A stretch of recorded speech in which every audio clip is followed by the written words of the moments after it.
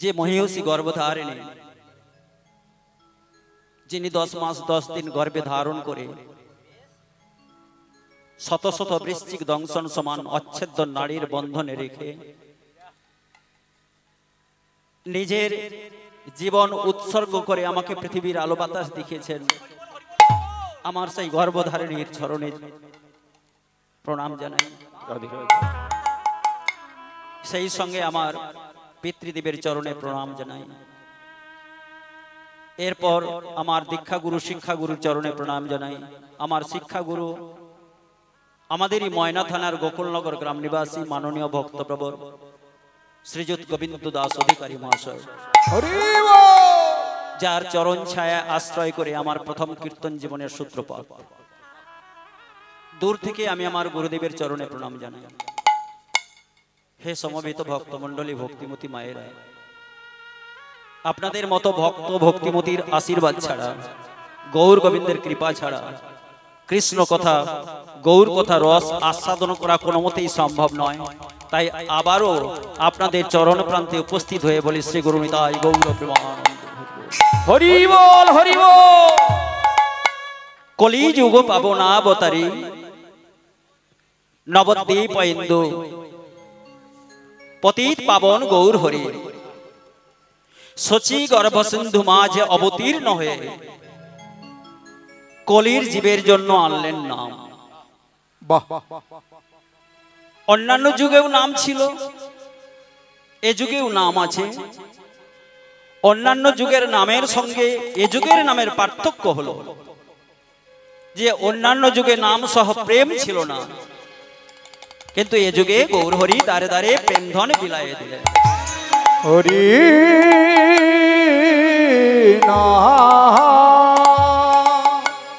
আমার গৌর হরির প্রবর্তিত ধর্মের নাম বৈষ্ণব ধর্ম। এটা তো সবাই জানেন, বৈষ্ণব ধর্মের প্রবর্তক কে? গৌর হরি। কিন্তু আসল ধর্ম বলতে আমরা যেটা বলি যে হিন্দু ধর্ম, মুসলিম ধর্ম, খ্রিস্টান ধর্ম, পারসিক ধর্ম, যার ইংরেজি ভার্সন হলো রিলিজিয়ান, সেই অর্থে বৈষ্ণব ধর্মটা ধর্ম নয়। তাহলে বৈষ্ণব ধর্মটা কি না? সনাতন হিন্দু ধর্মের অন্তর্গত একটা বিশেষ মতবাদ। মহাপ্রভুর প্রদর্শিত পথ হলো বৈষ্ণব ধর্ম। বৈষ্ণব ধর্ম হলো সাম্যবাদের ধর্ম। বৈষ্ণব ধর্ম হলো নিজেকে ইন্দ্রিয় সংযম করার ধর্ম। বৈষ্ণব ধর্ম হলো সকলকে মাথা নত করার ধর্ম। বৈষ্ণব ধর্ম হলো পরধর্ম, সহিষ্ণুতার ধর্ম। বৈষ্ণব কারা?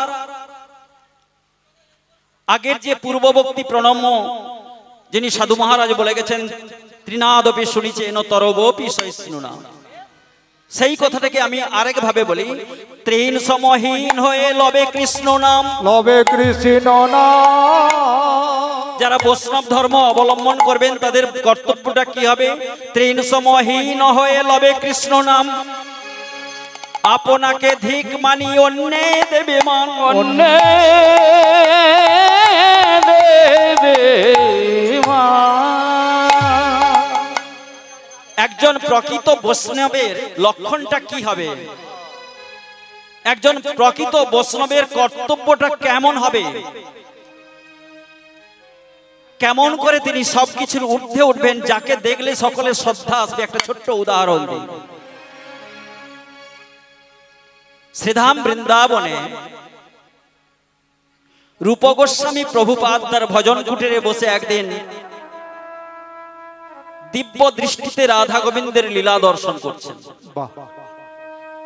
ও মায়েরা, একটু মন দিয়ে শুনবেন। কে দর্শন করছেন? রূপ গোস্বামী প্রভুপাদ রাধা গোবিন্দের লীলা দর্শন করছেন দিব্য দৃষ্টিতে। কি না, একদিন কুঞ্জ বনে শ্রীমতী রাধারানীর সখীগণ ললিতা, বিশাখা, ইন্দুলেখা, চম্পকলতা, সুদেবী, রঙ্গদেবী সমস্ত সখীগণ মিলে শ্রীমতী রাধারানীকে সুন্দর সাজে সজ্জিত করে দিচ্ছে। কেউ কপালে চন্দনের ফোঁটা দিচ্ছে, কেউ বেনি বন্ধন করে দিচ্ছে, কেউ গলায় বনফুলের মালা দিচ্ছে, কেউ চরণে নপুর পরিয়ে দিচ্ছে, কেউ নীল বস্ত্র পরিয়ে দিচ্ছে, কেউ আবার চরণে আলতার আলপনা এঁকে দিচ্ছে। এইভাবে যে সাজাচ্ছে, কিন্তু আমার প্রাণ গোবিন্দ কতক্ষণ যে পিছনে এসে দাঁড়িয়েছে এবং রাধারানীকে যে সখীগণ সুন্দর করে সাজাচ্ছে, রাধারানী কিন্তু জানে না পেছনে দাঁড়িয়ে আছে। তো সুন্দর করে রাধারানীকে সাজানো হলে সখীগণ একটা সুন্দর করে বড় আয়না রাধারানীর সামনে ধরে দিল, রাধে দেখো দেখো আমরা তোমাকে কেমন করে সাজিয়েছি। রাধারানীর সামনে আয়নাটা দেখছে, কত সুন্দর সাজ। তাহলে আয়নাটা যদি সামনে থাকে, পেছনে যে গোবিন্দ কতক্ষণ থেকে দাঁড়িয়ে আছে তার ছবিটা তো ধরা পড়ছে। হঠাৎ রাধারানী লক্ষ্য করলো যে পিছনে শ্রী প্রাণ গোবিন্দ দাঁড়িয়ে আছে আর মুচকি মুচকি হাসছে রাধারানীর রূপ দর্শন করে।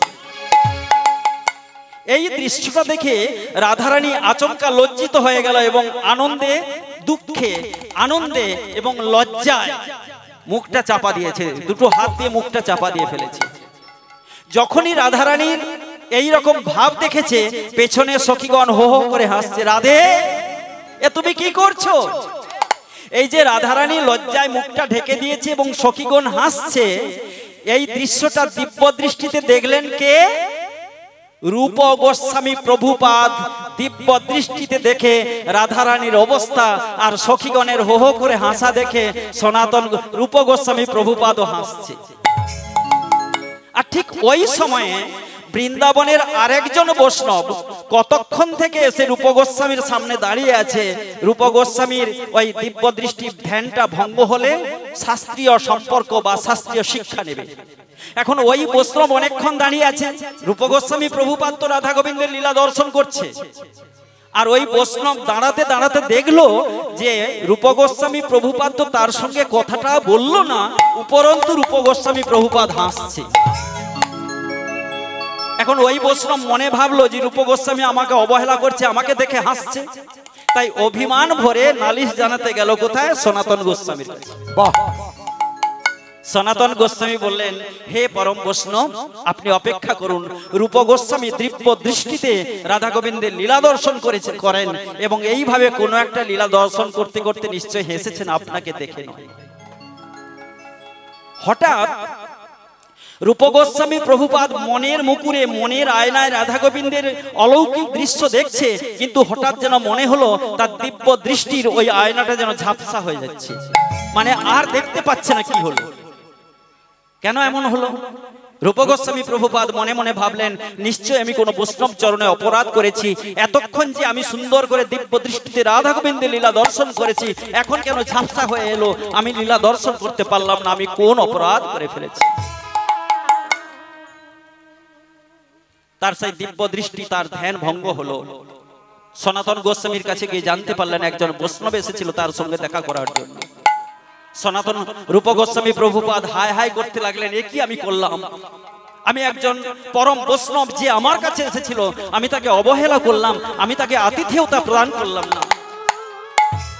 দেখুন পরম বৈষ্ণবের কেমন লক্ষণ। রূপ গোস্বামী প্রভুপাদ নিজের অপরাধ স্বীকার করে হায় হায় করছে, আর ওদিকে যে বৈষ্ণব সনাতন গোস্বামীর কাছে নালিশ জানাতে গিয়েছিল, সে যখন জানতে পারলো যে রূপ গোস্বামী তাকে দেখে হাসেনি, সেও হায় হায় করছে। দুজন দুজনের চরণে পড়ে যে যার অপরাধ স্বীকার করে নিল। এই দেখুন বৈষ্ণবের লক্ষণ, কেমন করে দুজন দুজনের কাছে নত হলো। এরাই পরম বৈষ্ণব, নিতাই গৌর প্রেমানন্দ।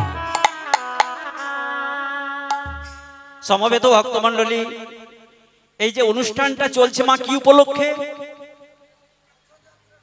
কি উপলক্ষে? রথযাত্রাকার জগন্নাথ সুভদ্রা বলরাম, একবার বলুন জগন্নাথ জিউ কি জয় হো, বলভদ্র দেব কি জয় হো,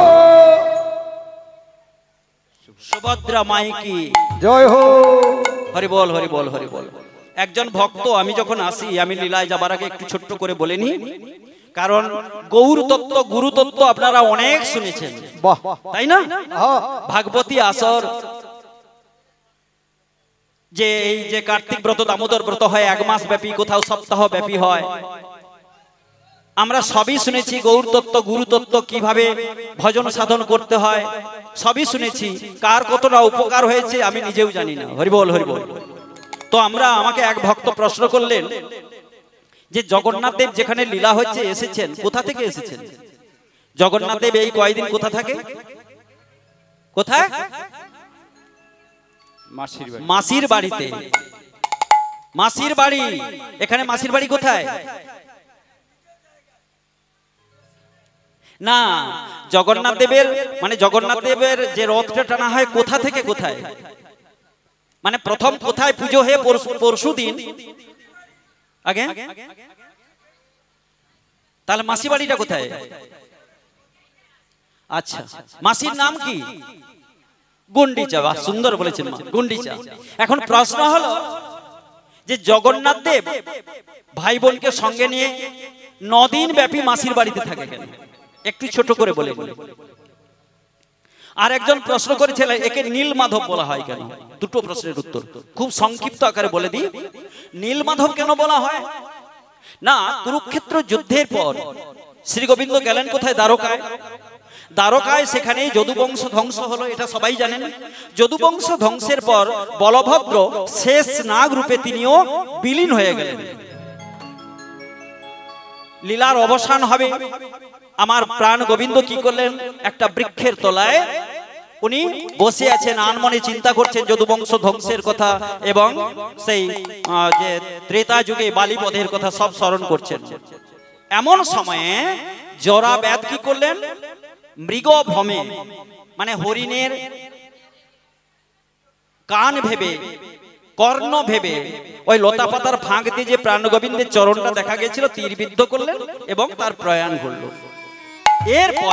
এর পরের যে অবস্থাটা, শ্রীকৃষ্ণের বাবা বসুদেব নিশ্চয়ই জানেন, এবং বসুদেব এবং বসু সবর উভয়ই কিন্তু যদু বংশের, মানে একই বংশের দু ভাই, একই বংশগত দু ভাই। এবং ওই যদু বংশকে বলা হয় শাশ্বত বংশ।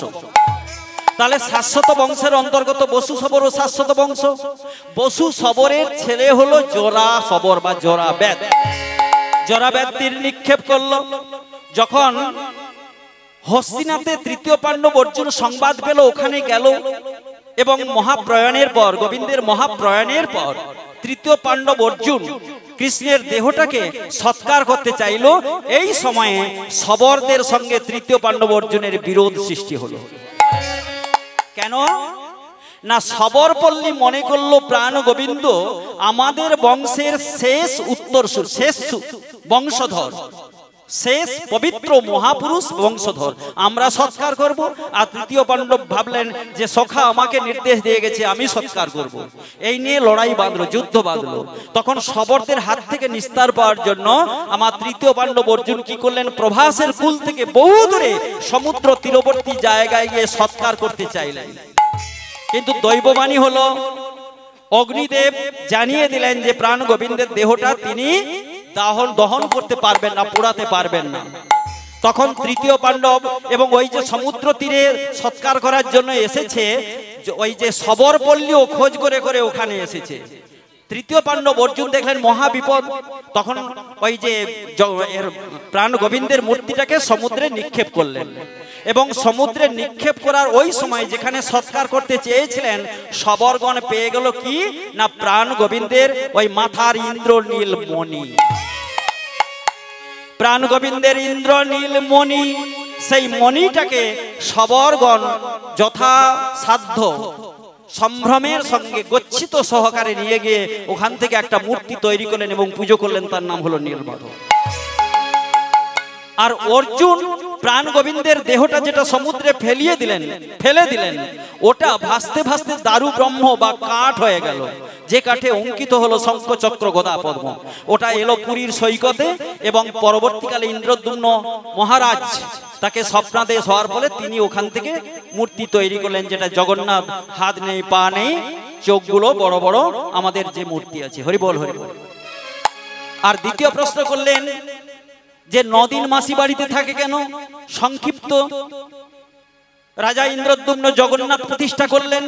জগন্নাথ প্রতিষ্ঠা করার পর জগন্নাথ দেবের কাছে বললেন, প্রভু আমি তো মন্দির প্রতিষ্ঠা করলাম, তোমাকে তোমার এই অবয়ব আমি প্রতিষ্ঠা করলাম, কিন্তু কে কোন ডিপার্টমেন্ট নেবে? পরবর্তীকালে তো ঝগড়া হবে, কারণ বিদ্যাপতির কৃপায় তো জগন্নাথের আবির্ভাব।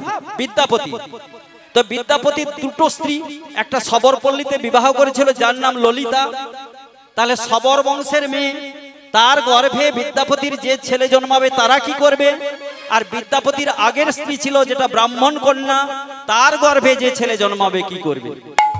জগন্নাথ দেব বললেন যে সবরপল্লীর সঙ্গে জগন্নাথ, ওই যে জগন্নাথ দেবের সম্পর্ক আছে, যেহেতু কৃষ্ণের সম্পর্ক জগন্নাথের সম্পর্ক, সবরপল্লীর যারা উত্তরসূরি হবে তারা হলো দৈতাপতি বা সেবক। দৈতাপতির কথার অর্থ সেবক, এবং পরবর্তীকালে পান্ডা। পান্ডা কথার অর্থ পণ্ডিত, পান্ডা কথার অর্থ হলো পণ্ডিত, পণ্ডিত থেকে এসেছে পান্ডা। তাহলে সবরপল্লীর যারা উত্তরসূরি জগন্নাথ মন্দিরে আসবে তারা হলো দৈতাপতি বা সেবক। আর বিদ্যাপতির ব্রাহ্মণী স্ত্রীর গর্ভজাত যে সন্তানরা হবে তারা হবে পূজক, সেবা অর্চনা করবে। আর ওই যে ললিতা, যে ললিতা মানে সবর কন্যার যে স্ত্রী, সবর কন্যা যে বিদ্যাপতি বিবাহ করেছে ললিতা, ললিতার গর্ভে যে সন্তান জন্মাবে তারা হবে ভোগ রন্ধনকারী বা সুপকার, সুপকার বা ভোগ রন্ধনকারী। এবার জগন্নাথ দেব বললেন, হে ইন্দ্রদ্যুম্ন ভক্ত শ্রেষ্ঠ, তুমি নিজে কিছু বর প্রার্থনা করো। ইন্দ্রদ্যুম্ন বললেন, প্রভু তুমি যদি আমাকে বর দেবে এই বর দাও, আমি যেন নির্বংশ হয়ে যাই। নিতাই গৌর প্রেমানন্দে হরি বল। আমার জগন্নাথ দেবের নয়নে জল। হে ভক্ত শ্রেষ্ঠ, তুমি একই বললে? বলে কেন বলেছি জানো? আমার বংশ সূর্য বংশ, ইন্দ্রদ্যুম্নের বংশটা হলো সূর্য বংশ। আমার সূর্য বংশের পরবর্তীকালে কোন উত্তর পুরুষ যাতে অহংকার করে গর্ব করে না বলতে পারে, ওই দেখো জগন্নাথ মন্দির আয়ের, ওই দেখো দারু ব্রহ্ম জগন্নাথ আমার পূর্বপুরুষগণ স্থাপিত করেছে, এই অহংকার যাতে না হয় আমাকে নির্বংশ করে দাও। নির্বংশ হবে কি করে? রাজা ইন্দ্রদ্যুম্ন মনে মনে ভাবলেন, যে সকল ভক্ত পৃথিবীর বিভিন্ন প্রান্ত থেকে জগন্নাথ দর্শন করতে আসে 6 মাস 7 মাস 8 মাস 1 বছর ধরে পায়ে হেঁটে, তখনকার দিনে তো এত উন্নত ব্যবস্থা ছিল না, এসে কিন্তু জগন্নাথ দর্শন করতে হলে বিশাল নদী পেরিয়ে যেতে হতো। আর ওই নদী পেরোনোর সময় দৈব দুর্যোগে নৌকা ডুবিতে অনেক ভক্ত মারা যেত। ইন্দ্রদ্যুম্ন বললেন, এটা কেন হবে প্রভু? তোমাকে দর্শন করতে এলো, এসে যদি নৌকা ডুবিতে মারা গেল তারা কেন আসবে? আমি একটা সেতু তৈরি করে দিই মন্দির পর্যন্ত। রাজা ইন্দ্রদ্যুম্ন সেতু তৈরি করতে লাগলেন। সেতুটা অধিকাংশটা তৈরি হয়ে গেছে, আর কিছুদিন হলে এপাশ ওপাশের যোগাযোগ হবে। কিন্তু একদিন গভীর রাত্রিতে প্রবল জলোচ্ছ্বাসে সেতুটা ভেঙে গেল। ইন্দ্রদ্যুম্ন হায় হায় করে গলায় কাপড় দিয়ে প্রভু জগন্নাথের কাছে পড়লেন, প্রভু আমি তো তোমার চরণে কোনো অপরাধ করিনি, আমি তো চিরদিনই তোমার সেবক, তবে কেন এত বড় দুর্ভোগ হলো? জগন্নাথ দেব দৈববাণী করে জানালো, আমি তোমাকে পরীক্ষা করতে চাই। ওই সেতুটা আমার ইচ্ছায় ধ্বংস হয়ে গেছে, আবার আমার ইচ্ছায় হবে, তোমাকে পরীক্ষা দিতে হবে। ইন্দ্রদ্যুম্ন বললেন, কি পরীক্ষা? না, তোমার 18টা ছেলে আছে, 18টা ছেলেকে যদি নদী গর্ভে নিয়ে গিয়ে বলি দাও তাহলে সেতুটা হবে। ইন্দ্রদ্যুম্নের নয়নে জল। হে প্রভু, আমি তো তোমার চরণে পুষ্পাঞ্জলি না দিয়ে কোনোদিন জল গ্রহণ করি না, এ তোমার কি পরীক্ষা? ভক্তকে তুমি এমন ভাবে পরীক্ষা করো দয়াময়। মহারাজ ইন্দ্রদ্যুম্ন নয়নের জল নিয়ে সন্তানগণকে নিয়ে সভা কক্ষে গেলেন। হে প্রিয় পুত্রগণ, আজ আমি তোমার বাবা, তোমাদের কাছে আমি করজোড় করে ভিক্ষা পাত্র নিয়ে দাঁড়িয়ে আছি, তোমরা আমাকে ভিক্ষা দাও। সন্তানগণ বললেন, বাবা তুমি তো আমাদের বাবা, তুমি কি আমাদের কাছে ভিক্ষা চাইবে? তুমি আদেশ করো। যেমন বাবার তো তেমন সন্তান হয়, ভক্তিমন্ত ছেলে। ইন্দ্রদ্যুম্ন বললেন যে প্রভু জগন্নাথ আমাকে স্বপ্নাবিষ্ট হয়ে জানিয়েছেন তোমাদের 18 ভাইকে মানে আমার 18টা ছেলেকে যদি নদী গর্ভে নিয়ে গিয়ে নিজ হাতে বলি দিই তবে ওই সেতু তৈরি হবে, নচেত নয়। সন্তান বলল, বাবা এত তোমার মায়া, এত মোহ, আমরা তো তোমার সন্তান, প্রাণ দিয়েছ তুমি, প্রাণ নেওয়ার অধিকারও তোমার আছে। বাবা আমরা আনন্দে রাজি, আমরা দুঃখ পাবো সেদিন যদি আমাদের মুখ চেয়ে মায়ার বশবর্তী হয়ে আমাদেরকে হত্যা না করো, তাহলেই দুঃখ পাবো। সন্তানগণের কথায় মহারাজ ইন্দ্রদ্যুম্ন 18টা ছেলে গিয়ে নদী গর্ভে নিয়ে গিয়ে নিজ হাতে বলি দিলেন, সেতু তৈরি হলো। ইন্দ্রদ্যুম্ন চিৎকার করে বলে উঠলেন, হে জগন্নাথ, জগন্নাথ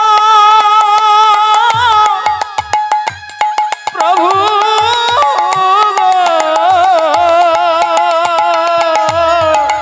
ও গো দয়াময়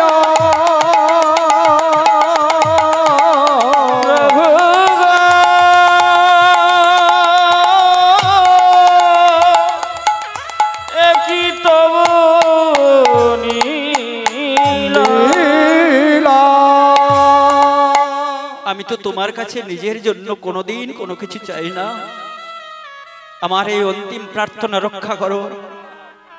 সন্তানদেরকে গোবিন্দ চরণে ভজনের পথে আমি দিতে পারলাম না, নিজ হাতে বলি দিলাম, কিন্তু প্রভু তোমার চরণে এই আমার অন্তিম নিবেদন, 18টা ছেলে যেন তোমার আশীর্বাদ হয়। আজ থেকে এই জায়গার নাম হোক 18 নালা। ভক্তগণ যখন এই নালার উপর দিয়ে 18টা স্তম্ভ, নালার উপর দিয়ে যখন জগন্নাথ মন্দিরে যাবে, ভক্তগণের চরণ ধুলি যেন আমার পুত্রগণের মাথায় বর্ষিত হয়। নিতাই গৌর দয়া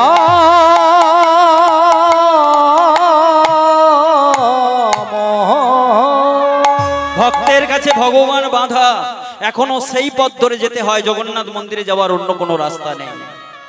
18টা ছেলেকে হারিয়ে স্ত্রী গুন্ডিচা কেঁদে কেঁদে জগন্নাথের চরণে বলল, প্রভু আমাকে সন্তান হারা করে দিলে। এই গুন্ডিচা কে ছিল? ত্রেতা যুগের কইকেয়ী, যিনি রামচন্দ্রকে বনে পাঠিয়েছিলেন। সেদিন কৌশল্যা বলেছিল, ওরে কইকেয়ী, পুত্র হারানোর ব্যথা তুই জানবি না, আমি তোকে অভিশাপ দিলাম, আজ রাজ্য অভিষেকের দিনে তুই আমাকে যে পুত্র হারা করলি, আমি অভিশাপ দিলাম আগামী 3 জন্মে তুই পুত্র হারা হয়ে কাঁদবি নয়নের জলে ভাসবি। বলো না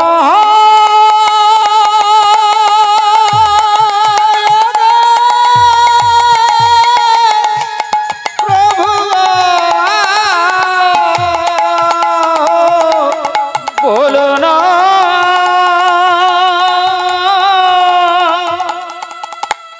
তুমি, বলো না। প্রথম জন্ম হলো দাপর যুগে মা দেবকী, কৃষ্ণকে জন্ম দিলেন অথচ পালন করতে পারলেন না, কোলে পেলেন না, এক জন্ম কেটে গেল। দ্বিতীয় জন্ম হলো ইন্দ্রদ্যুম্নের স্ত্রী গুন্ডিচা, 18টা ছেলে হলো বটে কিন্তু সন্তান স্নেহে রাখতে পারলেন না। আর তৃতীয় জন্ম হলো সচিমা।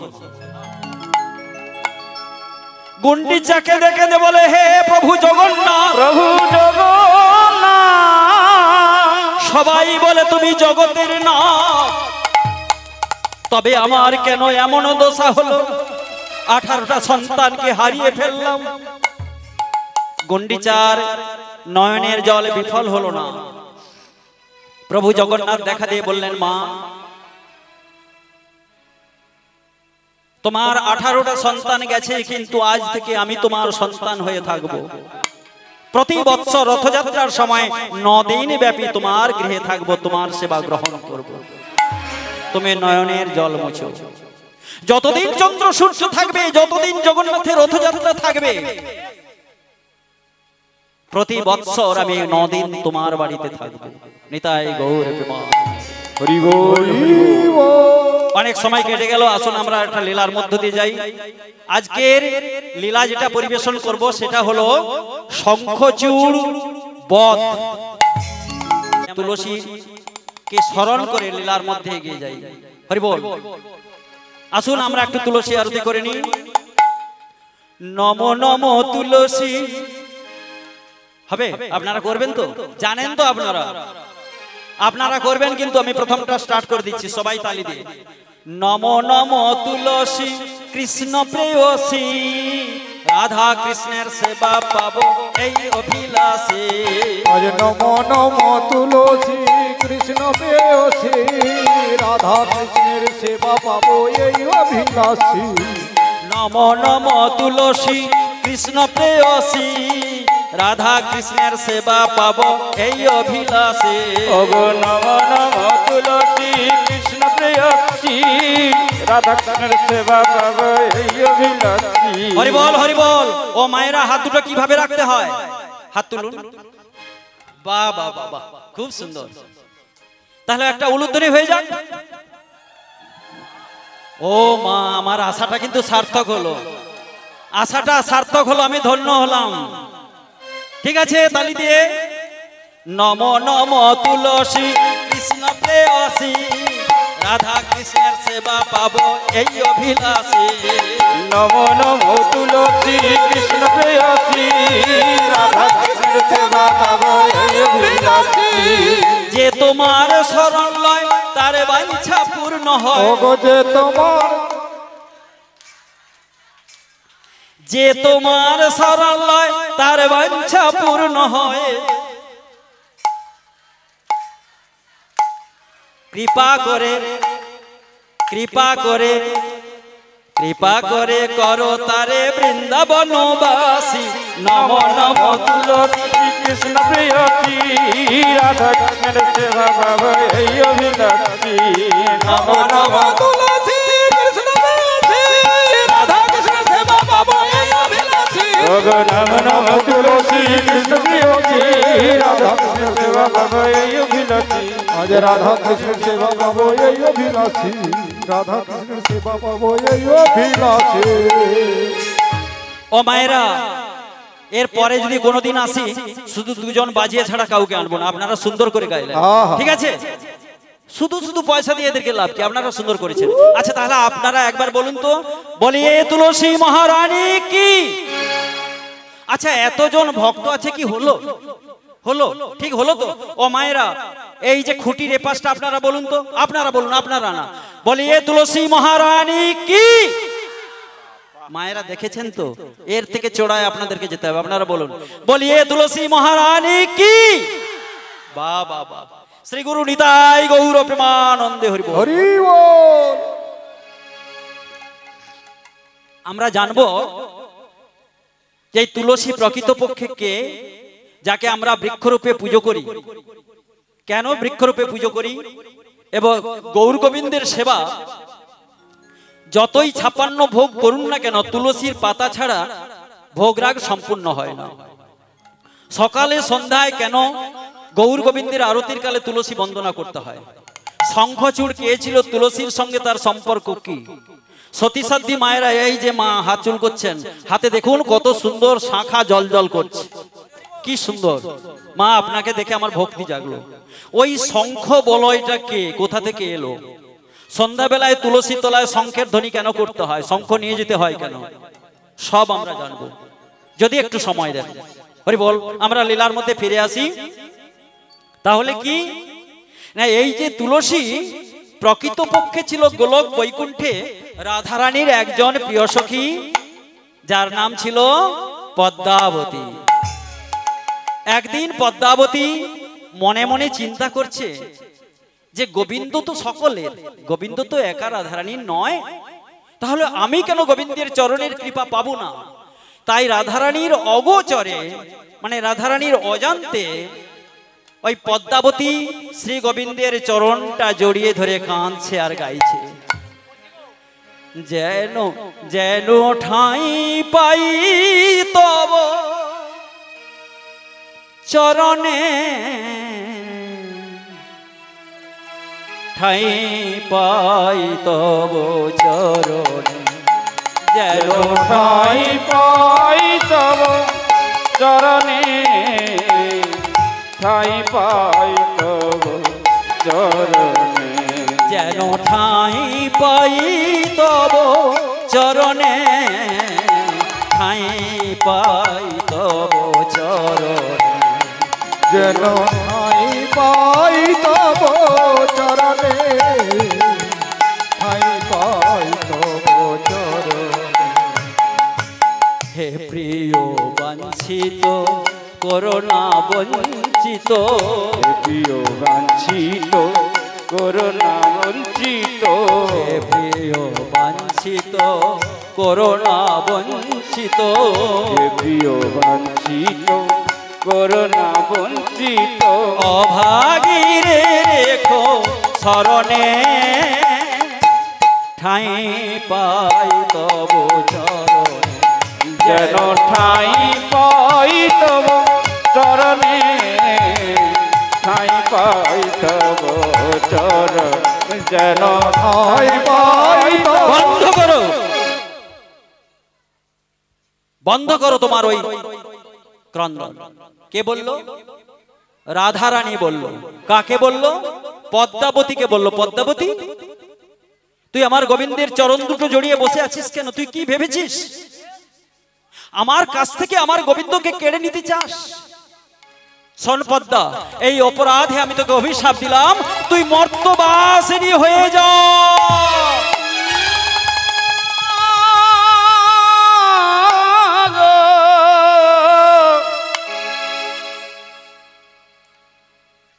পদ্মাবতী গোবিন্দের চরণ দুটো জড়িয়ে ধরে কাঁদছে। দয়াময়, যে তোমার চরণ চিন্তা করে, যে তোমার চরণে নয়নের জল ফেলে, তুমি তাকে কেন এত দুঃখ দাও, এত ব্যথা দাও? তোমার চরণে চিন্তা করে জীবনে আমি কি পেলাম? আমি অভিশাপ দিলাম, পেলাম আমি মর্তবাসী হয়ে যাব। গোবিন্দ বললেন, দুঃখ করো না পদ্মাবতী, তুমি মর্তলোকে যাবে ঠিকই, এক ভক্ত বৈষ্ণবের ঘরে তোমার জন্ম হবে, ওখানেই তোমার মনের আশা পূর্ণ হবে, তুমি হরিপ্রিয়া নাম নেবে, সর্বক্ষণের জন্য শ্রী গোবিন্দকে স্বামী রূপে পাও। রাধারানীর অভিশাপে গোলক বৈকুণ্ঠের পদ্মাবতী নেমে এলো মর্তলোকে। কোথায়? এক ভক্ত বৈষ্ণবের ঘরে। তাই শাস্ত্রকার বললেন, আহা পুরা কালে ছিল রাজা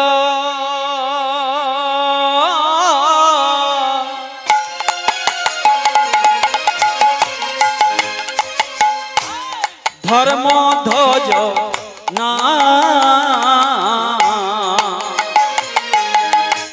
পুরা কাল ছিল রাজা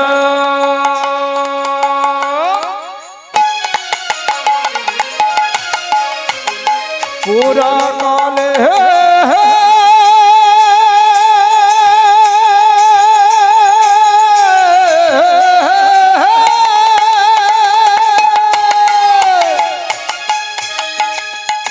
আমার পুরা কালে জয় গৌর হরি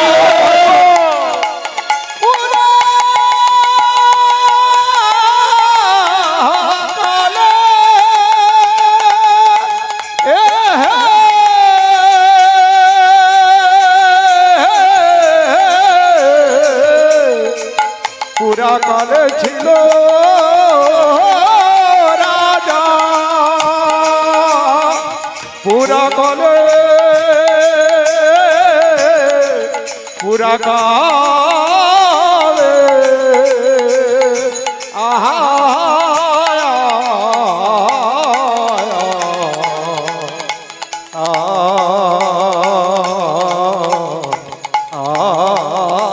হাই রে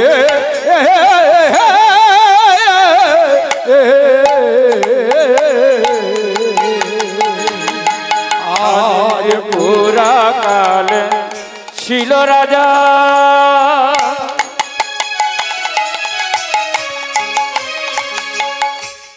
ধর্ম ধ্বজ না,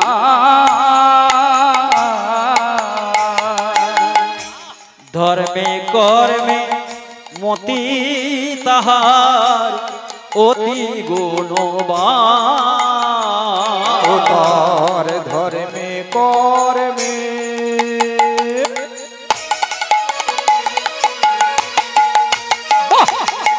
মতি যাহা অতি গুণবান। তাহলে পুরাকালে রাজার নাম কি হলো? ধর্মধ্বজ। এখন রাজা থাকলে তো একজন রানী হবে, রানীর নাম কি হলো? মাধবী। এরা কিন্তু গৃহী, সন্ন্যাসী নয়।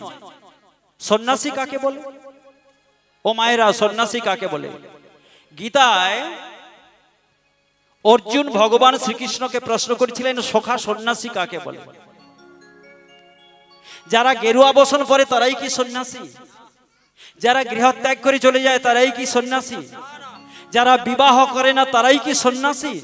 সন্ন্যাসী হলে কি গৃহত্যাগ করতে হয়? শ্রী গোবিন্দ বললেন যে যারা প্রকৃত বিচক্ষণ ব্যক্তি তারা কখনো গৃহত্যাগ করে না, গৃহে থাকে, সংসার করে, সংসারে থেকে যা যা করণীয় সবই করে, কিন্তু সবকিছু অর্পণ করে ভগবত চরণে, ভগবানের চরণে। গীতার কর্ম সন্ন্যাস যোগ, কৃষ্ণ ভাবনাময় কর্ম। হে গোবিন্দ, যতদিন দেহ পিঞ্জরে আমার প্রাণ পাখি আছে, আমি যেন তোমার নাম করতে পারি। আমি ফল লাভের আশা করি না, ফল লাভের বিষয়টা তুমিই দেখো। এই হলো প্রকৃত সন্ন্যাস। জমিদার গোবর্ধন দাস আর হিরণ্য দাস দুই ভাইয়ের ঘরে একটা মাত্র ছেলে রঘুনাথ দাস। রঘুনাথ দাস যখন প্রথম মহাপ্রভুর চরণ দর্শন করতে গেল, মহাপ্রভুর চরণ দুটো জড়িয়ে বলল, প্রভু আমি সন্ন্যাস নিতে চাই। মহাপ্রভু বললেন, রঘুনাথ তুমি ঘরে ফিরে যাও, সন্ন্যাস নেওয়ার সময়টা কিন্তু তোমার এখনো হয়নি।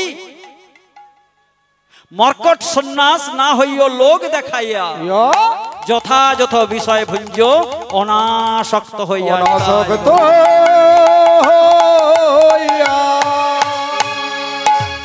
এই হলো প্রকৃত সন্ন্যাস। হরিবল হরিবল। ওরা সন্ন্যাসী নয়। রাজা ধর্মধ্বজ এবং স্ত্রী মাধবীর মনে কিন্তু একটু দুঃখ আছে। রাজা হলে কি হবে? দুঃখ থাকে। এই যে দেখুন মায়েরা, যিনি যত জমিদার বাড়ির হোক, যিনি যত ধনী হোক, যার কোটি কোটি টাকা ব্যাংক ব্যালেন্স থাকুক না কেন, কোনো না কোনো দুঃখ তার হৃদয়ের মধ্যে থাকবে। চণ্ডীদাস বললেন, সুখ দুঃখ দুটি ভাই, দুটি ভাই, সুখেরও লাগিয়া যে করে পিরিতি, দুঃখ যায় তার ঠাঁই, দুঃখ যায় তার ঠাঁই। আপনি সংসার করবেন, স্ত্রী পুত্র নিয়ে আনন্দে থাকবেন, নাতি নাতনিকে কোলে নাচাবেন, সব সময় আনন্দ করবেন, আর দুঃখ পাবেন না, এটা কি কোনোদিন হতে পারে? শাস্ত্র বলল, সংসার ও দুঃখ জলধ। সংসারটা হলো একটা দুঃখের সাগর। সাগরের যেমন বৈশিষ্ট্য, আপনি পুরীর সাগরে যান, আপনি বোম্বাইতে সাগরে যান, আপনি দীঘার সাগরে যান, সাগরের বৈশিষ্ট্য হলো তাতে ঢেউ থাকবে আর জলটা লবণাক্ত হবে, নোনা হবে। তেমনি করে সংসারের বৈশিষ্ট্য, সেখানে সুখ থাকবে আর দুঃখ থাকবে।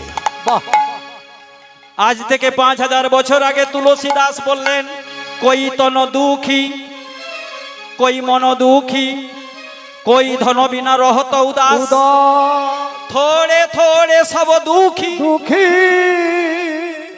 মানে প্রত্যেকে কিছু না কিছু দুঃখ আছে। তাহলে সুখীটাকে সুখী রাম কোদা, সুখী রাম কোদা।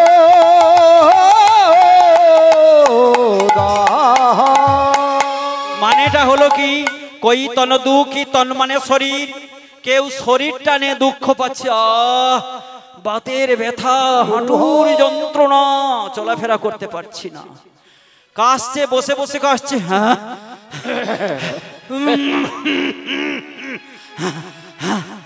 কই তন দুঃখী, দুঃখী বলে শরীরটা ভালো আছে, ভালো নেই, আমার টাকা কড়ি আছে, সব আছে।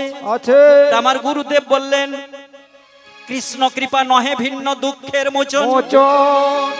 আপনার থাকিলেও বিদ্যাকুল কোটি কোটি ধন, যত টাকা কড়ি থাকুক না কেন, কৃষ্ণ কৃপা ছাড়া আপনি সুখ পাবেন না জীবনে। কই তন দুঃখী, কই মন দুঃখী। কেউ বলছে আমার শরীরও ভালো আছে, টাকা কড়ি আছে, কিন্তু মনটা ভালো নয়। রাধে রাধে। কেন?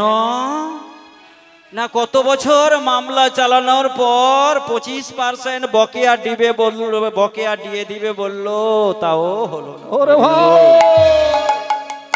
16 লক্ষ টাকা করে জামাইবাবু চাকরি করলেন, কিন্তু চাকরিটা বাতিল হয়ে গেল। রাধে রাধে। এতদিন গ্রাম পঞ্চায়েত ছিলাম, আবার বলছে তুমি গ্রাম পঞ্চায়েত থেকে আর একজনকে নামিয়ে, ওকে নামিয়ে আর একজনকে করে দাও। 26 MLA এর টিকিটটা আমি নাও পেতে পারি, কই মন দুঃখী, মনটা ভালো নয়, ভালো নয়, কই ধনবিনা রহত উদাস। কারো শরীর ভালো আছে, মন ভালো আছে, কিন্তু গাঁটে টাকা করি নেই। বলে কি করব?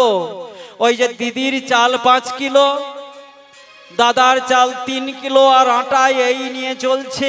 আর ওই বার্ধক্য ভাতাটা ঢুকেছে, জমির ওইটুকু টাকা ঢুকেছে, যতদিন চলে চলবে, তারপরে যা করে ভগবান। কই ধনবিনা রহত উদাস। তাই তুলসী দাস বললেন, থোড়ে থোড়ে সব দুঃখী দুঃখী। প্রত্যেকের জীবনে কিছু কিছু দুঃখ আছে, সুখী কে? যে রাম কো দাস, রাম কো দাস, যে প্রভু রামচন্দ্রের চরণে নিজেকে আশ্রয় করেছে, সমর্পণ করেছে, সেই প্রকৃত সুখী। নিতাই গৌর প্রেমানন্দে। হরি বল। আজ ধর্মধ্বজ রাজা এবং মাধবীর মনে বড় দুঃখ। কেঁদে কেঁদে বলছে দয়াময়, মাধবী কেঁদে কেঁদে বলছে দয়াময়, তোমার চরণে এত কাঁদি, এত ডাকি, তোমার চরণে চন্দন তুলসী দিই, নিত্য নিত্য তোমার চরণে পুষ্পাঞ্জলি না দিয়ে জলগ্রহণ করি না, তবে কেন আমার কোলে কোনো সন্তান সন্ততি নেই? বলে কোন পাপে মোর এমন হলো, বল হে নিঠুর ভগবান।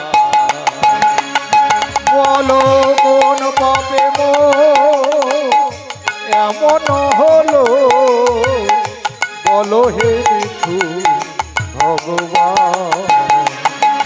বলো কোন পাপে মোর এমন হলো, বলো হে নিঠুর ভগবান।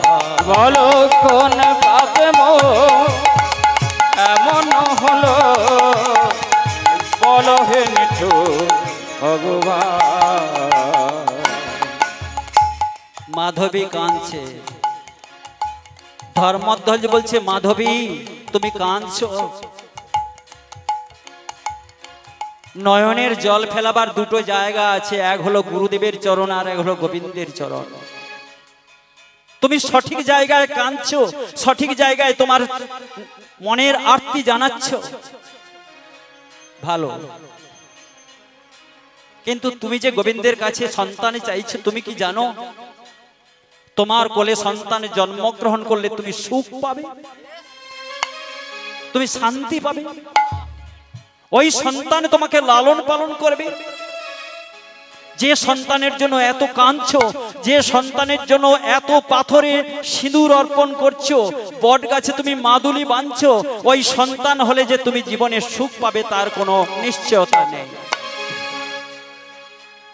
পৃথিবীর প্রান্তে তাকিয়ে দেখো, এক ছেলের বাবাও সুখী নয়, 2 ছেলের বাবাও সুখী নয়, 4 ছেলের বাবাও সুখী নয়, 100টা ছেলে যার সেও সুখী নয়, আর 60,000 পুত্র যে তার সেও সুখী। মাধবী, সন্তান হলেই যদি জীবনে সুখ পাওয়া যেত, তাকিয়ে দেখো এত বৃদ্ধাশ্রম গড়ে উঠেছে কেন? এত বড় বড় অট্টালিকা, এত চাকুরিজীবী সন্তান আছে, তবুও তুমি তাকিয়ে দেখো তোমার আশেপাশের পরিবেশ। এখনো পর্যন্ত গ্রীষ্মের ভরা দুপুরে যখন আপনারা ফ্যানের তলায় প্রাণ ওষ্ঠাগত, ওই ভরা দুপুরে কোনো অসহায়া জননী কিংবা কোনো বৃদ্ধ পিতা সাহায্যের জন্য, ভিক্ষার জন্য দাঁড়ে দাঁড়ে ঘুরছে। বাড়িতে তার হয়তো কোনো সন্তান আছে, কিন্তু বাবার ঠাঁই হয় না, মায়ের ঠাঁই হয় না। তবে তুমি কেন সন্তানই চাইছো? মাধবী, সন্তান যদি চাইতে হয় কোন সন্তান তোমাকে পিণ্ড দেবে তার জন্য সন্তান চেও না। কোন সন্তান তোমাকে দুটো খেতে দেবে তার জন্য তুমি সন্তান চেও না। পৃথিবীতে সন্তান যদি চাইতে হয় গোবিন্দের কাছে কেঁদে কেঁদে বলো, দয়াময় তুমি যদি সন্তান দিতে চাও এমন একটা সন্তান দাও। ও গো দয়াময়, যেদিন আমি এই পৃথিবীতে থাকবো না, আমার এই প্রতিষ্ঠিত তুলসী মন্দিরে যেন চন্দন দেয়, তুলসী দেয়, যেন পুষ্প প্রদীপ জ্বালে, যেন শঙ্খধ্বনি করে, যেন নিত্য নিত্য এই মন্দির মার্জন করে, তুমি এমন একটি সন্তান দাও। দয়াময় এমন একটা সন্তান দাও যে সন্তান বাবা মায়ের মুখ উজ্জ্বল করবে, বংশের মুখ উজ্জ্বল করবে। কুলং পবিত্রং জননী কৃতার্থা বসুন্ধরা সা বসতি চ ধন্যা নিত্যন্তি স্বর্গে পিতরৌ তেষাং যেষাং কুলে বৈষ্ণব নামধেয়। বৈষ্ণব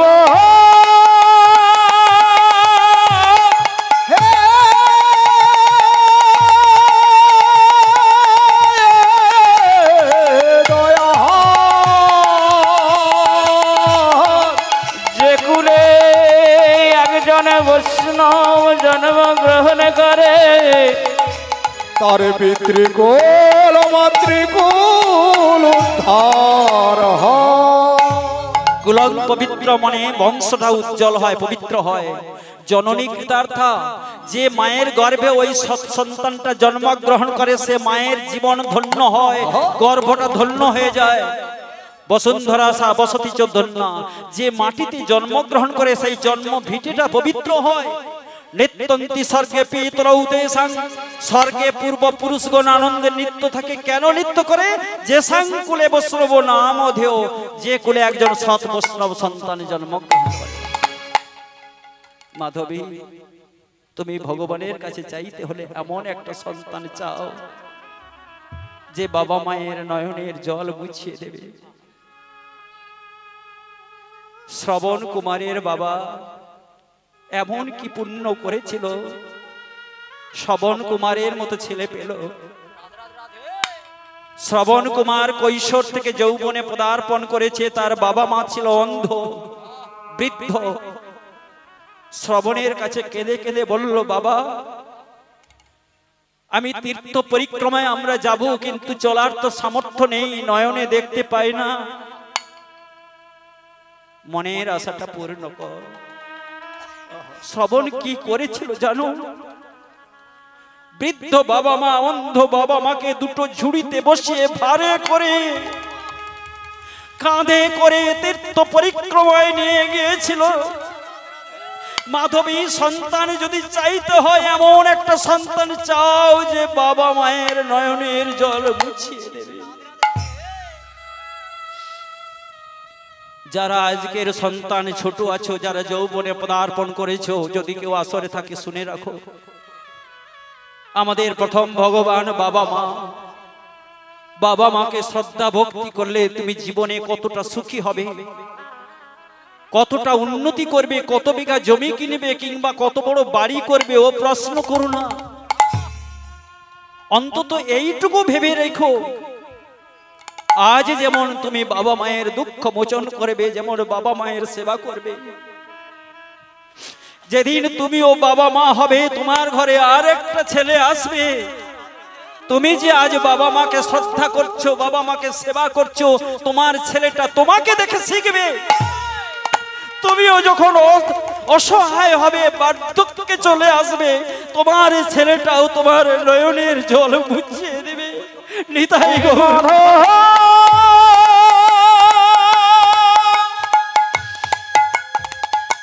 তুমি বলে দাও হে গোপীনা দয়া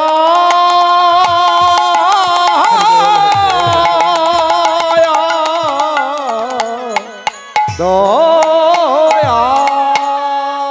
তাই মাধবী বলছে, দয়াময় আমি তোমার চরণে এমন কি অপরাধ করেছি আমি পুত্র সুখ থেকে বঞ্চিত। বলে কোন পাপে এমন হলো বলো হে নিঠুর ভগবান। কোন পাপে এমন হলো বলো হে নিঠুর ভগবান। ভক্তের নয়নের জল কোনোদিন বিফল হয় না। মাধবীর নয়নের জল করুণ ডাক পৌঁছে গেল গোবিন্দের কানে। গোবিন্দ বললেন, মাধবী তুমি দুঃখ পেয়েছো, কিন্তু আমার সেবা তো তুমি বন্ধ করনি, তোমার মনের আশা পূর্ণ করব। তাই দৈববাণী হলো, যে দৈববাণীটা অন্য কেউ শুনলো না, মাধবী শুনতে পেল। দৈববাণী হলো, মাধবী শোনো গো মাধবী রানী, মিলাইব এক রমণ। আজ শোনো গো মাধবী রানী, মিলাইব এক রমণী। শোনো গো মাধবী রানী, মিলাইব এক রমণী। শোনো গো মাধবী রানী, মিলাইব এক রমণী। কন্যা রূপে লইবে জন, আরে কন্যা রূপে লইবে জন, কন্যা রূপে লইবে জন। আরে কন্যা রূপে লইবে জন, কন্যা রূপে লইবে জন। সেই তিথিটা কোন তিথি? কার্তিক পূর্ণিমা রাতে জন্ম লবে ধরণীতে। আরে কার্তিক পূর্ণিমা রাতে হরি হরি বল। ধরণীতে, কার্তিক পূর্ণিমা রাতে জন্ম লবে ধরণীতে। আরে কার্তিক পূর্ণিমা রাতে জনমে ধরাইতে। মন বাঞ্ছা হইবে পুরো, ও তার মন বাঞ্ছা হইবে পুরো। আহা মন বাঞ্ছা হইবে পুরো। আরে মন বাঞ্ছা হইবে পুরো। তার মনের আশা পূর্ণ হবে, মনের আশা পূর্ণ হলো, মনের আশা পূর্ণ হবে। মনের আশা পূর্ণ হবে। কন্যা সন্তান জন্ম লবে, মনের আশা পূর্ণ হবে। কন্যা সন্তান জন্ম নেবে, মনের আশা পূর্ণ হবে। বলি কার্তিক পূর্ণিমা রাতে মনের আশা পূর্ণ হবে। হরি হরি হরি বলো। মনের আশা পূর্ণ হবে। হরি হরি হরি, মনের আশা পূর্ণ হবে। হরি হরি হরি বলে মনের আশা পূর্ণ ও হবে। তার মনের আশা পূর্ণ হবে, মনের আশা পূর্ণ হবে, মনের আশা পূর্ণ হবে। দৈববাণীটা শুনলো মাধবী। মাধবী শুনে তার স্বামীকে বলছে, ওগো স্বামী, আমি দৈববাণী পেয়েছি, মা হতে চলেছি। মনে হয় আমার মধ্যে মাতৃত্বের লক্ষণ প্রকাশ পেয়েছে। স্বামী ধর্মধ্বজ বলছে, দেখো মাধবী, দৈববাণী পেয়েছো, মনের আশা পূর্ণ হবে, কিন্তু ফল প্রকাশের আগে 5 কান করো না। ফল প্রকাশের আগে যদি 5 কান করে দাও, ফলটা নাও ফলতে পারে। বাহ, এই জন্য কোনো শুভ স্বপ্ন দেখলে কারো কাছে বলতে নেই। তাহলে দৈববাণীটা হলো, মাধবী বলল আমি কাউকে বলবো না। শুনিয়া দৈবের বাণী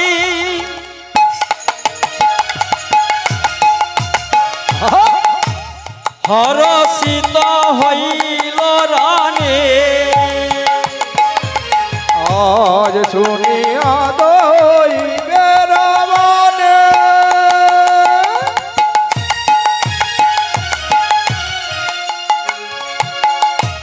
হরষিত হইল আনে। না কহিল, না কহিল, না কহিল দৈবের বচন। ও তার না কহিল,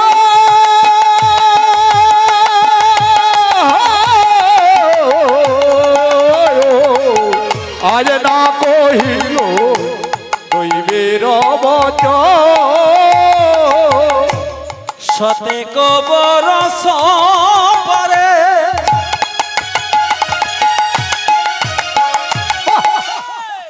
যেদিন দৈববাণীটা শুনলো, তার থেকে 100 বছর পরের কথা। এ দাদা বলবেন বলে গাঁজাখড়ি, আনন্দপুরে এসে গাঁজাখড়ি 100 বছর পরে ছেলে হয়? আরে হবে না কেন? এই যে উপাখ্যানটা, এটা তো সত্যযুগের লীলা। আচ্ছা। সত্যযুগে মানুষের পরমায়ু ছিল 1 লক্ষ বছর।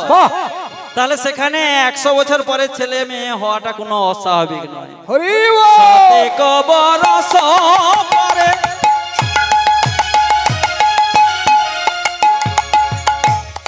আইল মাধবীর ঘরে, শতেক বরষ পরে তার আনন্দয়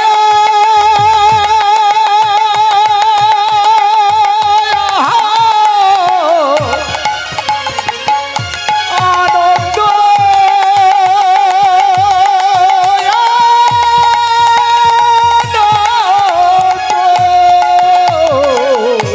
শতেক বরষ পরে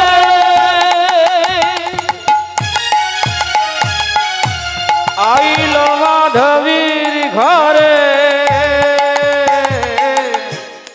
আনন্দেতে আনন্দেতে দোহেতে মগ সে যে আনন্দেতে আনন্দেতে দোহেতে মগ তাদের আনন্দ আর ধরে না রে, আনন্দ ধরে না রে, আনন্দ আর ধরে না রে, আনন্দ ধরে না রে, কন্যা সন্তান জন্ম পেয়ে ধরে না রে, ওই না কন্যা সন্তান কোলে পেয়ে আনন্দ ধরে না রে, আজ বুক ভেসে যায় আনন্দ নীরে, আনন্দ আর ধরে না রে ভেসে যায় আনন্দ নীরে, আনন্দ ধরে না রে, হরি হরি হরি বলে আনন্দ ধরে গুরু ব্রহ্মা হরি হরি বলে আনন্দ ধরে না রে, ও তার আনন্দ আর ধরে না রে আজ বুক ভেসে যায় বুক ভেসে যায় আনন্দ আর নীলে একটা কন্যা সন্তান জন্মগ্রহণ করলো, তিথিটা হলো কার্তিক পূর্ণিমা রাত। সেটা কোনটা? যেটা হলো কোজাগরী পূর্ণিমা। বাহ তাহলে কোজাগরী পূর্ণিমার আর একটা বৈশিষ্ট্য কি না, ওই দিন লক্ষ্মীর অংশে সতী তুলসীর জন্ম হলো। এখন মেয়ে তো জন্মালো রাজা রানীর ঘরে, তার তো একটা নাম দিতে হবে। ও মায়েরা, কিছু নাম খুঁজেছেন? কিছু নাম পেয়েছেন? হ্যাঁ বাবা যদি একটা নাম বলে মা বলে ওটা পছন্দ নয়, আর মা যদি একটা নাম বলে বাবা বলে পছন্দ ও নয়। শতাব্দী হোক। এমন সময় দৈববাণী ভেসে এলো, শোনো মাধবী, আজ থেকে তোমার কন্যার নাম দিলাম তুলসী। ওর নাম হোক তুলসী, তুলসী ওর নাম হোক তুলসী, তুলসী ওর নাম হোক তুলসী দেখিতে দেখিতে দিন কাটিতে লাগিল, কাটিতে লাগিল শিশুকাল হইতে তুলসী হরিচরণে মতি যে রহিল। শিশুকাল থেকে তুলসী শিশু চরণে মতি রহিল, শিশুকাল থেকে তুলসী শিশু চরণে মতি রহিল। এই যে মা, এই মুখ শুকনো কেন? এই পেছনে পেছনে আপনাকে বলছি, মুখটা শুকনো কেন? কি চিন্তা কি করছিস? হয়েছে? কি হয়েছে? কি কিছুটা চিন্তা? করছি। আরে না না, আপনাকে বলিনি। তুলসীর বাবা তুলসীকে বলছে, মা তুমি সব সময় গালে হাত দিয়ে কি চিন্তা করো, তোমার মুখটা শুকনো কেন? হ্যাঁ তুলসী বলে, বাবা গো, বাবা গো, আমি শ্রী গোবিন্দকে, জগৎপতি শ্রী গোবিন্দকে আপন পতি রূপে পেতে চাই, শ্রী গোবিন্দকে স্বামী রূপে পেতে চাই। রাজা ধর্মধ্বজ বললেন, ওরে মা, সে কি করে সম্ভব? তুই এক রত্তি মেয়ে, গোবিন্দকে স্বামী রূপে পাওয়া যায়? তুই মেয়ে হয়ে জন্মেছিস, তুই বড় হবি, স্বামীর ঘরে যাবি, তুই স্বামী পুত্র নিয়ে ঘর করবি, এটাই তোর ভবিতব্য ও মা, তাই না? আমাদের এখনো ধারণা আছে মেয়ে মানে তোমাকে খুন্তি পাস করতে হবে, মেয়ে হয়েছে মানে খুন্তি পাস করতে হবে। ভাই তোর ভাইটা হয়েছে যেইটুকু মাছের মুড়ো তাকে দে, এক পো করে দুধ উঠনা করছিস সেই খাক, তোকে তো পরের দর যেতে হবে। বাহ তুলসী বলে বাবা, তুলসী বলে বাবা, কেন এমন হবে? আমি মেয়ে হয়ে জন্মেছি বলে পুরুষ শাসিত সমাজে কি চিরদিন অবহেলিত থাকবো? নারী জাতির কি কোনো সম্মান নেই? প্রতিবাদী চরিত্র তুলসী। হরিবল হরিবল। বাবাকে বলছে, বাবা পুরুষ শাসিত সমাজে মেয়েদের উপর চিরকাল কি অত্যাচার হবে? একটু চিন্তা করে দেখুন, একটু শাস্ত্রীয় তত্ত্বের মধ্য দিয়ে যাচ্ছি। সত্যযুগে নারীর উপর অসম্মান হলো কি না? অদিতি মায়ের গর্ভে ব্রাহ্মণ দেবগণ জন্মেছিলেন এবং বামুন রূপে ভগবান অবতীর্ণ হয়েছিলেন, তাই না? আর সত্যযুগে ত্রিপুরাসুরের স্ত্রী, ত্রিপুরাসুর যখন যুদ্ধে ভোলা মহেশ্বর তীর বিদ্ধ করলো, ত্রিশূল বিদ্ধ করলো ভোলা মহেশ্বর, ওই ত্রিপুরাসুরকে বধ করেছিল বলে তার নাম হলো ভোলা মহেশ্বরের নাম হলো ত্রিপুরারি। বাহ ত্রিপুরাসুরকে যখন ত্রিশূল বিদ্ধ করলো, ত্রিপুরাসুর কোন ক্রমে ক্ষত বিক্ষত দেহটা নিয়ে ঘরে ফিরে এলো। স্ত্রীকে ডেকে বলছে, দেখো কিছুক্ষণের মধ্যে আমার প্রাণ যাবে, কিন্তু আমি জানতে পেরেছি তোমার গর্ভে আমার পরবর্তী বংশধর আসছে, তুমি যেমন করে পারো রক্ষা করো। তুমি চলে যাও কোন গহীন বনে অথবা পর্বত গুহার মধ্যে থেকে, গোপনে থেকে তুমি এই গর্ভের সন্তানটাকে ভূমিষ্ঠ করো। আমি তো মারা গেলাম, ওই সন্তান হবে পরবর্তীকালে আমার দৈত্যদের অধিপতি। এই বলে ত্রিপুরাসুর প্রাণ ত্যাগ করলো। আর তার স্ত্রী লুকিয়ে রাজপ্রাসাদ ত্যাগ করে রাতের অন্ধকারে গভীর বনে চলে গেছে। 3 দিন অনাহারে, জল তৃষ্ণা পেয়েছে, জলও খেতে পারে না। কেন? কেউ দেখে নেবে।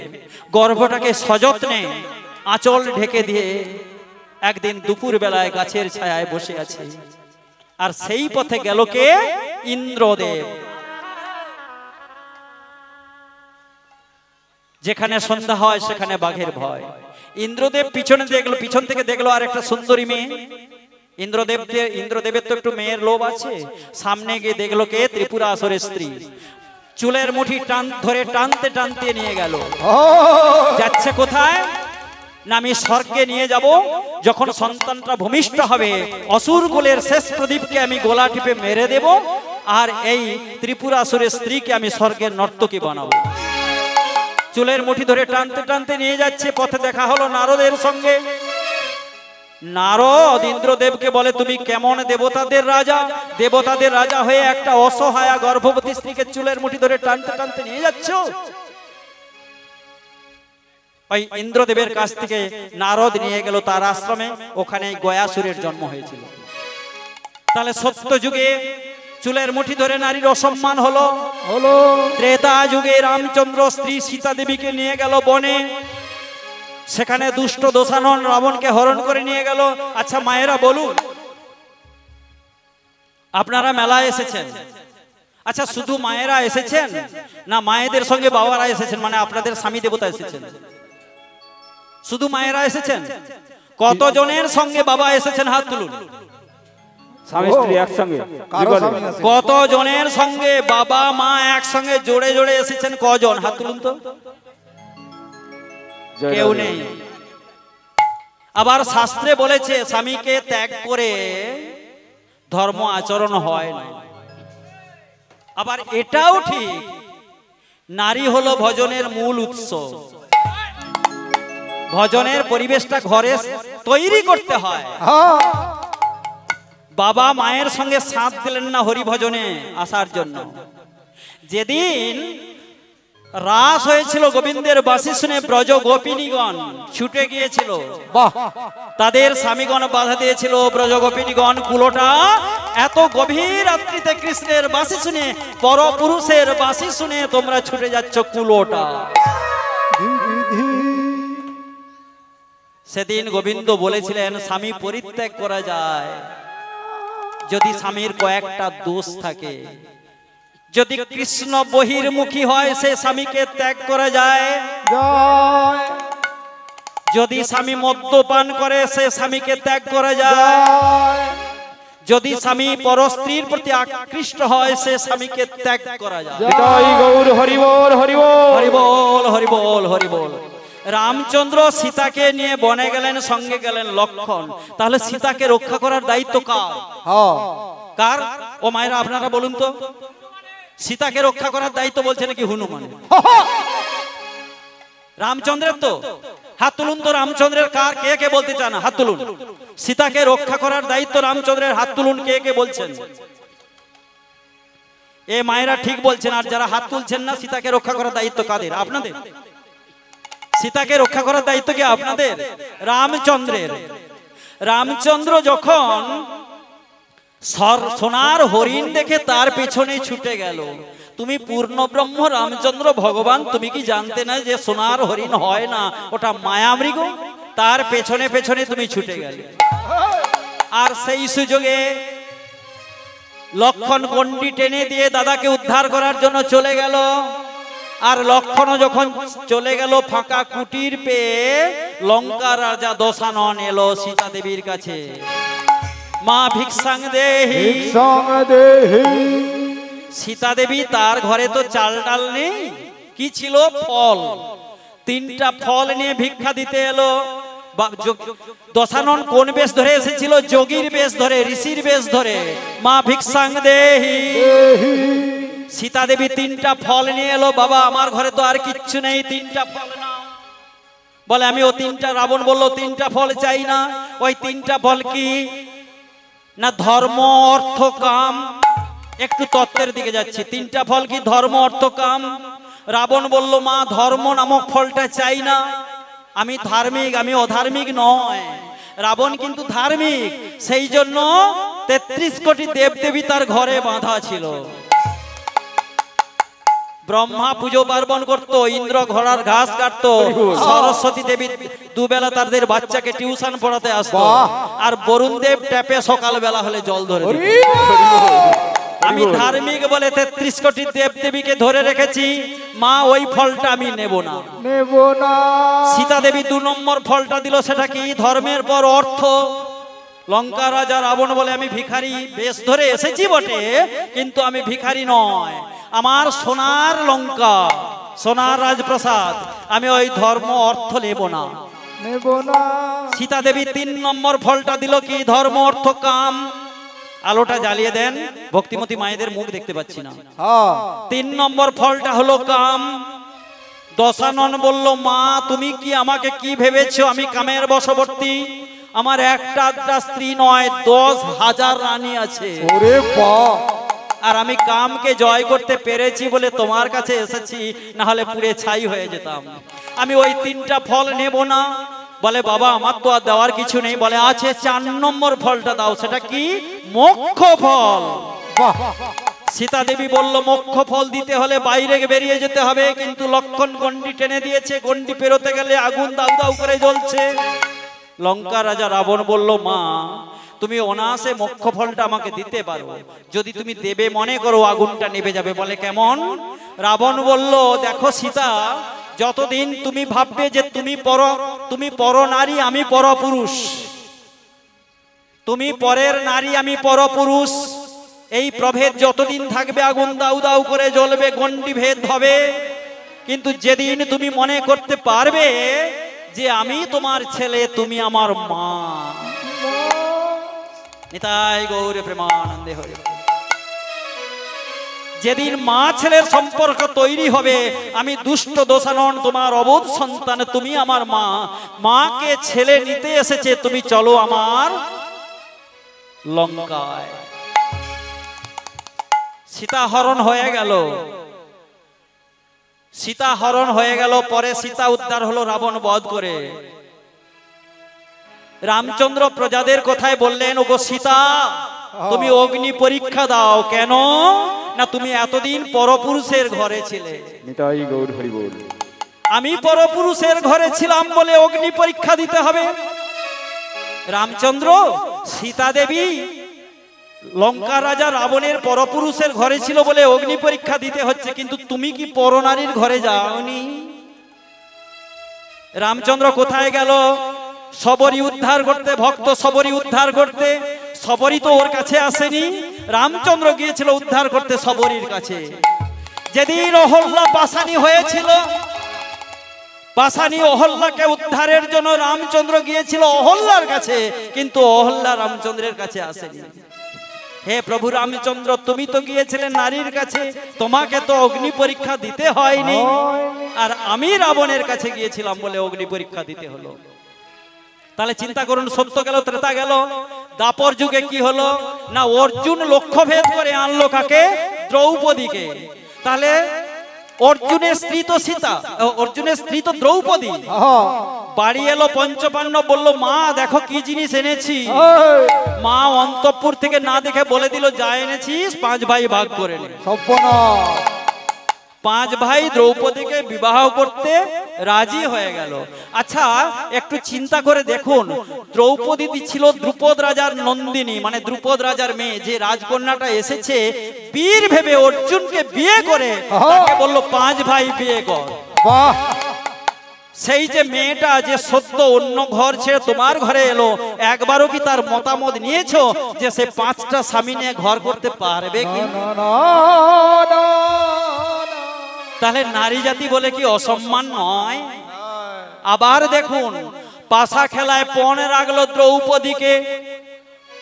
আমরা বাজি রাখি আংটি, হার, গরু বাছুর, কিন্তু কেউ কারো বউ বন্ধক রেখে তাস খেলে, পাশা খেলে শুনেছেন? কে খেললো? ধর্মপুত্র যুধিষ্ঠির। পাশা খেলায় দ্রৌপদীকে পণে রেখে যখন হেরে গেল, আগে একজন দৌবারিক গেল যে ওকে ডেকে আনো। দুর্যোধন আদেশ করলো একজন দৌবারিক গিয়ে পঞ্চ পাণ্ডবের অন্তঃপুর থেকে দ্রৌপদীকে ডেকে আনো। সেখানে দ্রৌপদী প্রশ্ন করেছিল যে দেখো, যুধিষ্ঠির যে আমাকে বাজি রেখে পাশা খেলায় হারলো, আগে যুধিষ্ঠির হেরে গিয়েছিল না আগে আমাকে বাজি ধরেছিল? হরি বল, হরি বল। চোরা না শুনে ধর্মের কাহিনী। এরপরে গেল দুঃশাসন, চুলের মুঠি ধরে টেনে আনলো। ভরা সভায় দ্রৌপদী প্রশ্ন করলো, যেখানে কৌরবদের ভরা সভা আছে, পিতামহ ভীষ্ম, দ্রোণাচার্য, কৃপাচার্য, কর্ণ, শল্য, অশ্বত্থামা, সেখানে দ্রৌপদী প্রশ্ন করলো, পিতামহ ভীষ্ম আপনি বলুন যে রাজা যুধিষ্ঠির আগে বাজি রেখে হেরে গেল না আগে আমাকে বাজি ধরেছিল? যদি আগে নিজে হেরে যায় তাহলে আমাকে বাজি ধরার অধিকার হয় কেমন করে? আর দ্বিতীয় প্রশ্ন, আমি তো একা যুধিষ্ঠিরের স্ত্রী নয়। চিন্তা করে দেখুন, দ্রৌপদী তো একা যুধিষ্ঠিরের স্ত্রী নয়, পঞ্চ পাণ্ডবের স্ত্রী। তাহলে আমাকে পাশা খেলায় যে বাজি রেখেছে 5 জনের কি অনুমতি নিয়েছে? 5 জনের অনুমতি নেয়নি, একা কেমন করে আমাকে বাজি রাখতে পারে? ভরা কৌরব সভায় কেউ এ প্রশ্নের উত্তর দিতে পারলো না। আজ বলছে তুলসী, বলছে বাবা, পুরুষ শাসিত সমাজে এমনি করে কি নারীদেরকে অত্যাচার করতে হয়? তখন রাজা ধর্মধ্বজ বলছে, ওরে তুলসী, তুলসী শোন, শ্রী গোবিন্দকে প্রতিরূপে পেতে হলে অনেক সাধনা করতে হয়, তপস্যা করতে হয়, তপস্বিনী হয়ে কঠোর সাধনা করতে হয়। তুলসী বলল, আমি কঠোর তপস্যা করব, আমি সাধনা করব। তাই তুলসী বাবা মাকে প্রণাম জানিয়ে তুলসী চলে গেল কোথায়? বদরিকা আশ্রমে। বদরিকা আশ্রমে গিয়ে তুলসী এক পায়ে দাঁড়িয়ে ঊর্ধ্ব পানে দুটো বাহু তুলে ব্রহ্মার ধ্যান করছে। ওম ব্রহ্মণ্য ব্রহ্মদেবায়, ওম ব্রহ্মণ্য ব্রহ্মদেবায়, ওম ব্রহ্মণ্য ব্রহ্মদেবায়, ওম ব্রহ্মণ্য ব্রহ্মদেবায়, ওম ব্রহ্মণ্য ব্রহ্মদেবায়, ওম ব্রহ্মণ্য ব্রহ্মদেবায়। তুলসীর তপস্যায় সন্তুষ্ট হয়ে চতুর্মুখ ব্রহ্মা আবির্ভূত হলেন। তুলসী কি প্রভু আপনি আবির্ভূত হয়েছেন? বলে হ্যাঁ, তোমার ডাকে না এসে পারলাম না। তুলসী বলো তুমি কেন আমায় ডেকেছো? তুলসী বলছে প্রভু তোমায় আমি কেন ডেকেছি জানো? আমার এই বাসনা তোমায় জানাই, ওগো দেব চতুরান। আমায় এই বাসনা তোমায় জানাই, দেব চতুরান। আমার এই বাসনা তোমায় জানাই, দেব চতুরান। আমার এই বাসনা তোমায় জানাই, দেব চতুরান। আমি পতি রূপে পাই যেন দেব নারায়ণ। আমি পতি রূপে, আমি পতি রূপে, আমি পতি রূপে পাই যেন দেব নারায়ণ। আমায় এই বাসনা তোমায় জানাই, দেব চতুরান। আমার এই বাসনা তোমায় জানাই, দেব চতুরান। ব্রহ্মা বলে এক রত্তি মেয়ে, সে বলে ভগবান গোলকপতি ভগবানকে স্বামী রূপে চায়। বলে মা তুই অন্য কিছু চা, তুই গাড়ি চা, বাড়ি চা, টাকা চা, অন্য কিছু চা। তুলসী বলছে না প্রভু আমি অন্য কিছু চাই না, করুণা কর মরে।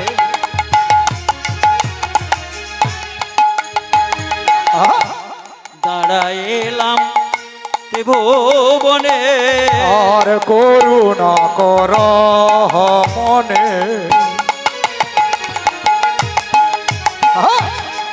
আজ দানাইলাম শ্রীচরণে, করুণা কর মরে।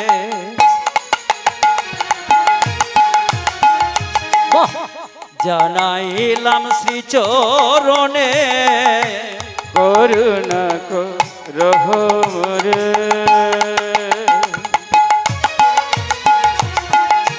করুণা কর,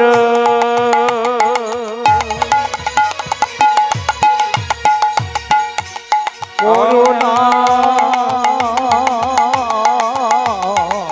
করহ মনে।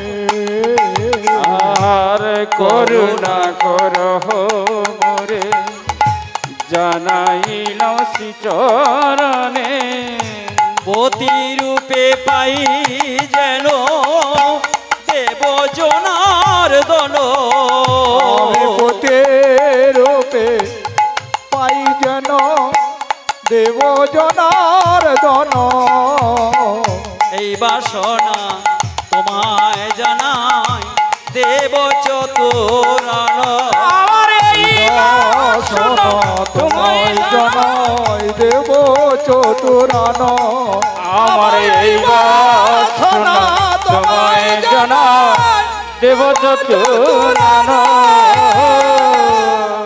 ব্রহ্মা বলে কি সাংঘাতিক মেয়ের, এ তো ছাড়বার পাত্রী নয়।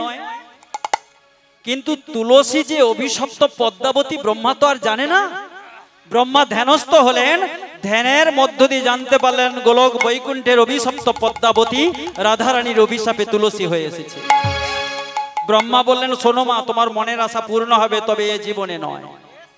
যেদিন তুমি মর্তের মাটিতে বৃক্ষরূপে পূজিত হবে, সেদিন তোমার মনের আশা পূর্ণ হবে। হরি বল, হরি বল। শোনো, এ জন্মে যে তোমার স্বামী হবে সে হলো একজন দৈত্য। বলে দৈত্য? বলে হ্যাঁ। তুমি যেমন গোলক বৈকুণ্ঠের পদ্মাবতী রাধারানীর অভিশাপে তুলসী রূপে এসেছো, তোমার এ জন্মের যে স্বামী হবে সে হলো গোলক বৈকুণ্ঠের কৃষ্ণ সখা শ্রীদাস। ওই রাধারানীর অভিশাপে দত্তকুলে জন্মগ্রহণ করেছে, তার নাম হলো শঙ্খচূড়। শঙ্খচূড়ের সঙ্গে তোমার বিবাহ হবে। তবে তুমি যে এ জন্মে ধ্যান করলে, তার পুণ্য হিসাবে স্বয়ং গোবিন্দ কিছুক্ষণের জন্য তোমার স্বামী রূপে পরিগণিত হবে। রাধে রাধে। তুলসীকে আশীর্বাদ করলেন, কিছুক্ষণের জন্য ভগবান শ্রী গোবিন্দকে তুমি স্বামী রূপে পাবে, তবে তোমার এই জন্মের সর্বক্ষণের স্বামী হবে দৈত্যরাজ শঙ্খচূড়। হরি বল হরি বল। স্বামীর মৃত্যুর পর তুমি ইচ্ছা মৃত্যু বরণ করবে, তোমার কেশ গুচ্ছ থেকে সৃষ্টি হবে তুলসী কানন। আমি যাই তুলসী, তুমি রাধা নাম জপ করো। ব্রহ্মা চলে গেলেন, আর তুলসী বদ্রীনারায়ণে বসে রাধা নাম জপ করছে 12 বছর ধরে। রাধে রাধে। ও মায়েরা, এই হট্টগোলের মধ্যে আমরাও একটু রাধা নাম জপে নি, একটা ভজনের মধ্য দিয়ে আমরা পরবর্তী অংশে প্রবেশ করব। হরি বল হরি বল। রাধা নামে দাও তালে, রাধা নামে দাও তালে, ও রাধে ও রাধে ও রাধে প্যারি হামারে। হরি বল হরি বল। রাধা নামে দাও সবাই তালি তালি তালি, হাত ও তুলুন। রাধে ও রাধে প্যারে हमारे। রাধা নামে দাও তালে, ও রাধে প্যারি হামারে। রাধা নামে দাও তালে, ও রাধে প্যারি हमारे। राधे राधे बोलो और वृंदावन में चलो, आज राधे राधे बोलो यार वृंदावन में चलो। राधे राधे बोलो और वृंदावन में चलो। राधे राधे बोलो वृंदावने चलो। दियो कृपा बारियो प्यारी हमारे, आज दियो कृपा बारियो प्यारे हमारे। दियो कृपा बारियो प्यारी हमारे। दियो कृपा बारियो प्यारी हमारे। राधे राधे बोल जय जय राधे राधे बोल, राधे राधे बोल जय जय राधे राधे बोल। राधे राधे राधे राधे राधे राधे बोल। राधे राधे राधे राधे बोल। राधे राधे बोल जय जय राधे राधे बोल, राधे राधे बोल जय जय राधे राधे बोल। राधे राधे राधे राधे राधे राधे बोल।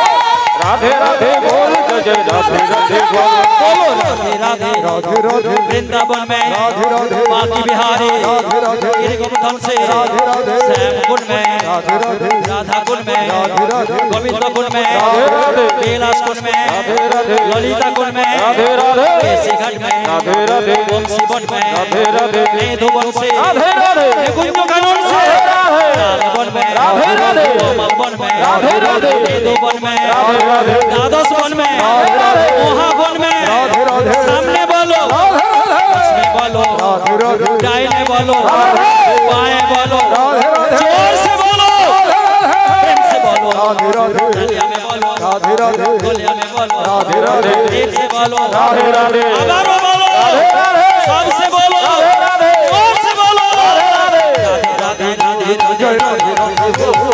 राधे राधे राधे राधे राधे राधे बोल। राधे राधे राधे राधे राधे राधे बोल। राधे राधे राधे राधे राधे बोल। राधे राधे राधे राधे राधे राधे